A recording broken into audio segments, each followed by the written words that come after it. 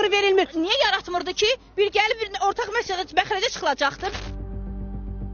Məni pul məsələsinə gələndə məni uzaqlaşdırdı. Girişi qadağan, çünki bura karvansara deyil. Direktor bizi öz kabinetinə çağırdı. Dedi ki, valideynləri yox. Əslində bu məsələni valideynlərlə danışmalıdır. Amma valideynləri yox. Bizi öz kabinetinə çağırdı. Dedi ki, siz burada 150 manatı mənə ödəməsəz, son zəngə buraxılmırsınız. Mənim o birisi şagirdlərim var, haqsızlıqdır. Amma yəni biz də şagirdik, bizim də haqqımız var son zəngdə iştirak eləməyə, onlar kimi. Yəni onların istəyi əgər yüksəkdirsə, yəni bəli, çatmır. Mənim sinif yoldaşlarım, bizim sinifin büdcəsi çatmır buna. Yəni mən 11 şagirdiyəm. Hətta yazılan səs yazısında ən axırda mənim adım çəkilir.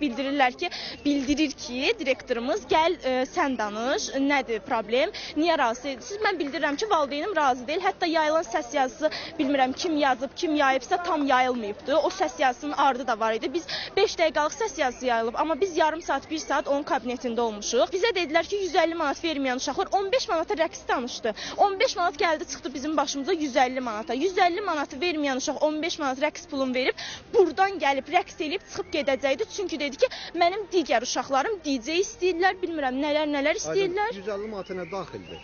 Dedi ki, mən elə bil DJ gətizdirəcəm, dekorlardır, şarlar.